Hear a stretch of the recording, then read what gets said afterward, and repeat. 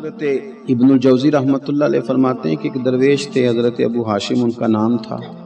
कहते हैं बड़ी मजबूरी थी, मुझे कहीं जाना था तो कश्ती नहीं मिल रही थी. अचानक एक कश्ती गुजरने लगी तो मैं भी सवार होने लगा. तो मल्लाह ने मुझसे कहा कि ये एक साहब बैठे हैं, बड़े अमीर हैं, साथ उनकी कनीज है, इन्होंने मुझसे बुक कर ली है सारी की सारी. की अकीदा थी सालम करा लिया टांगा, वो सारी की सारी बुक कर ली है, तो मैं तो किसी को नहीं बिठा सकता. तो वो जो साहब बैठे थे बड़े सेठ आदमी थे, कहने लगे मियाँ आप किसी और कश्ती में. और जो उनकी कनीज थी ना, वो कहने लगी चेहरे से कोई नेक आदमी लगता है, चलो इतनी सवारियों की जगह है, किसी कोने खुदरे में बैठ जाएगा, हमारा क्या जाएगा. कहा अच्छा चलो आ जाओ. इतने मैं कोने में बैठ गया. थोड़ा रास्ता आगे गया, उन्होंने खाने का सामान निकाला, मुझे भी खिलाया. लेकिन खाते खाते मेरी नजर पड़ी तो उसमें तो शराब के बर्तन भी थे माज़अल्लाह. फिर उस शख्स ने खाना खाने के बाद उस कनीज से कहा कि मुझे माज़अल्लाह गाना सुनाओ. वो गाने गाने लगी, ये मेरी तरफ मुतवज्जे होने लगा, मुझे कहने लगा सुनो. मैंने कहा मैं ये नहीं सुनता. फिर मेरी तरफ शराब बढ़ाई, मैंने कहा मैं नहीं पीता. तो कहने लगा तू क्या सुनता है, तू क्या सुनता है. तो कहने लगे मैं सुनाऊं क्या सुनता हूं. कहा सुनाइए. फरमाते मैंने कुरान पाक पढ़ना शुरू कर दिया. कुछ लोग, मैं आपको यकीन से कहता हूं, कुछ लोग ऐसे हैं इनकी जिंदगी दूर गुजर गई है मस्जिद से. उन्हें को बंदा चाहिए जो थोड़ा सा जाके पैगाम हक सुनाए. यानी उनको पता ही नहीं है कि दीन मीठा कितना है, हसीन कितना है, कुरान में चाशनी कितनी है, सरकार की तारीफ का, नात खानी का रंग कितना शानदार है. मेरा ये मानना है कि जिसे रब रसूल के रंगों की खुशबू का पता चल गया ना, फिर दुनिया का कोई और रंग उसे अपनी तरफ मायल कर ही नहीं सकता, सवाल ही पैदा नहीं होता. कुछ लोगों ने सूंघा नहीं है, आए नहीं है, करीब नहीं आए. तो शेख अबू हाशिम कहते हैं मुझे कहने लगा सुनाओ ना. अमीर आदमी था, कभी इस तरफ गया ही नहीं था. ढेरों लोग हैं जो नहीं मस्जिद जाते. अल्हाकुमुत तकासुर हत्ता ज़ुरतुमुल मकाबिर. अल्लाह फरमाते हैं कि तुम्हें दौलत की हिरस ने इतना अजीब उलझा दिया कि कब्रों तक पहुंच गए थे. बहुत सारे लोग हैं कब्र में चले जाते हैं, मस्जिद में नहीं आते. तो कहते हैं मैंने उसे चंद आयतें सुनाई, उसकी तो कैफियत ही बदल गई. कहने लगा मौलाना जिंदगी बड़ी गुनाहों में गुजरी है, अब तौबा कर लूं तो मालिक माफ कर देगा. कारनामे खतरनाक हैं, पीछे रजिस्टर काला स्याह, माफी हो जाएगी. दौलत बड़ी थी तो फिर हमने भी शराब कबाब शुबाब में उड़ा दी सारी, माफ कर देगा. तो कहते हैं मैंने कहा हो बंदे के आने की देर है, उसकी रहमत तो फौरन ही कबूल कर लेती है. वैसे भी अदल करें थे थर थर कंबन, ऊंचियां शाना वाले तुझे फजल करें थे, फिर ते बख्शे जामन मेरे जय मुंह काले.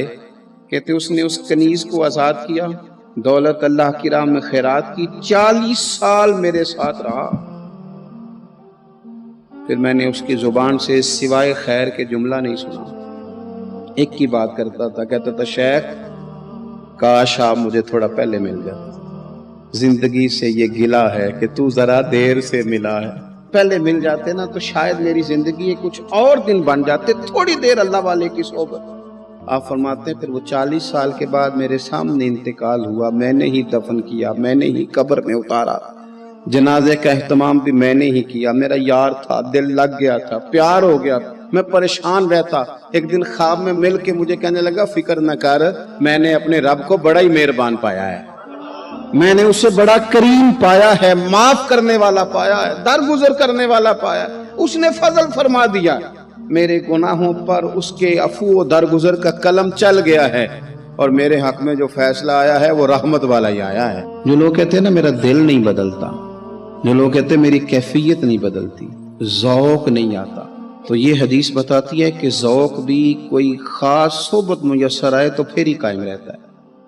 वो जो महबूब अलैहिस्सलाम ने फरमाया ना कि अल्लाह का बंदा वो है जिसे देखो तो राबी याद आ जाए.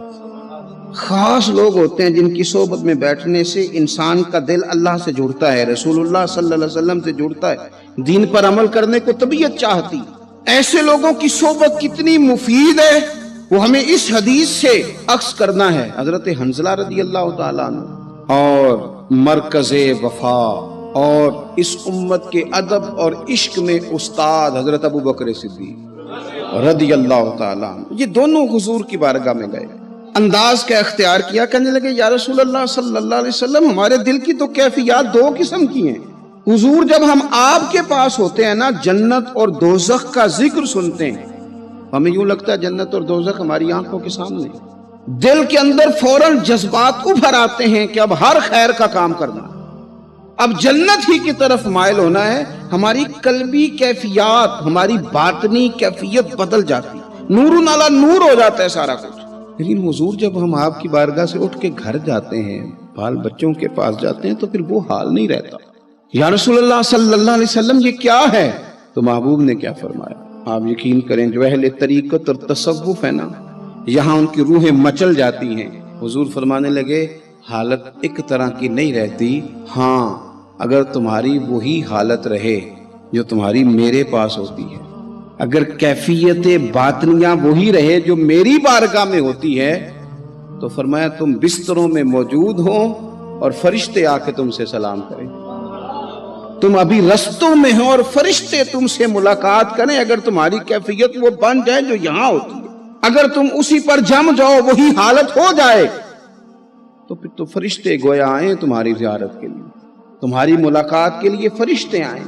اگر کیفیات بدل جائیں کسی اللہ کے بندے کی بارگاہ میں بیٹھ کر، تو پھر اس کیفیت کو برقرار رکھنے کی کوشش کی جائے، اگرچہ حضور نے فرما دیا کہ کیفیات ایک جیسی نہیں رہتی، اور چلو میرے بھائی تھوڑی دیر کے لیے ہی صحیح، جتنی صحبت میسر آئے۔ شاید اسی لیے امام اعظم ابو حنیفہ رحمۃ اللہ علیہ کی عمر 60 سال سے زیادہ تھی، تو کسی نے پوچھا حضور کتنی عمر ہے؟ فرمایا عمر ہے 3 سال۔ حضرت آپ تو علم، عمل، روحانیت، معرفت کے شاہ سوار ہیں، تو ساری داڑھی سفید اور آپ کہہ رہے ہیں 3 سال۔ فرمانے لگے عمر وہی 3 سال ہے جو امام جعفر صادق کی خدمت میں گزر گئی۔ وہ کیفیات جو ان کی بارگاہ میں رہتی تھیں، وہ انداز جو ان کی بارگاہ میں رہتا تھا، جو ان کے پاس ہوتا تھا، وہ پھر کہیں اور میسر ہر مشکل دی کنجی یارو ہاتھ مرداں دے آئی، اور مرد نظر کرے جس ویلے، اوئے ہوئے مرد نظر کرے جس ویلے، مرد نظر کرے جس ویلے، پھر مشکل رہے نہ کائی۔ وہ جو کیفیات ہے نا اس وقت کی، کوئی رب کا بندہ ملے اور انسان اس کی صحبت میں بیٹھ کے اپنے رب کو یاد کرے، رسول کریم کی محبت میں مچلے، تو پھر وہ لمحے اتنے قیمتی ہیں کہ وہ زندگی سنوارنے کے لیے کافی ہو سکتے ہیں۔ ایک صحابی تھے، نبی پاک صلی اللہ علیہ وسلم ایک جہاد پہ گئے تو وہ صحابی آئے، کالا کلوٹا رنگ، اور کچھ بیمار تھے تو جسم سے بدبو بھی آتی تھی، میرا روپ بھی نہیں تے میرا رنگ بھی نہیں، مینو یار منان دا ٹنگ بھی نہیں۔ بکریاں چرایا کرتے تھے، تو کسی نے کہا کہ وہ محبوب آئے ہوئے ہیں جو اعلان نبوت کرتے ہیں، تو کہتے میں اپنی بکریاں لے کے اس طرف آ گیا جہاں محبوب تھے۔ جب میں پہنچا تو اللہ کے رسول ایک چھوٹے سی پہاڑی تھی اس پہ بیٹھے تھے، میں دور کھڑا ہو گیا، میں نے کہا آپ ہیں وہ جو کہتے ہیں میں اللہ کا رسول ہوں؟ تو کہتے ہیں محبوب نے فرمایا دور کیوں کھڑے ہو، نیڑے آؤ میں بتاتا ہوں میں ہی اللہ کا رسول ہوں۔ تو کہتے ہیں میں نے کہا نہیں، میرے جسم سے بدبو آتی ہے، مجھے تو میرے اپنے پاس نہیں بٹھاتے، پسینہ آتا ہے تو بدبو نکلتی ہے، حضور میں نہیں قریب آتا۔ کہتے ہیں محبوب اٹھ کے کھڑے ہوئے، حضور قدم آگے بڑھاتے تو میں پیچھے بڑھاتا، حضور آگے میری جانب چلتے تو میں پیچھے ہوتا۔ فرماتے محبوب تیز دوڑے اور میرے قریب آئے تو نبی پاک علیہ السلام نے مجھے بغل گیر کر لیا۔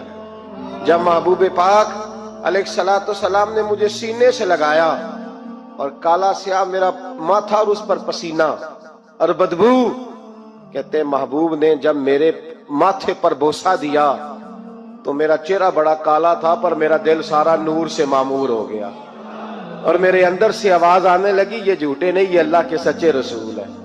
فرماتے میں کلمہ پڑھ گیا۔ محبوب سے کہا حضور بکریوں کا کیا کروں؟ فرمایا جس کی ہیں ادھر ہانک دے وہ لے جائے۔ کہتے ہیں بکریاں چلی گئیں، میں نے کہا میرے لیے کیا حکم ہے؟ تو حضور نے فرمایا یہ تلوار ہے، وہ گھوڑا ہے، وہ میدان ہے، جہاد کر۔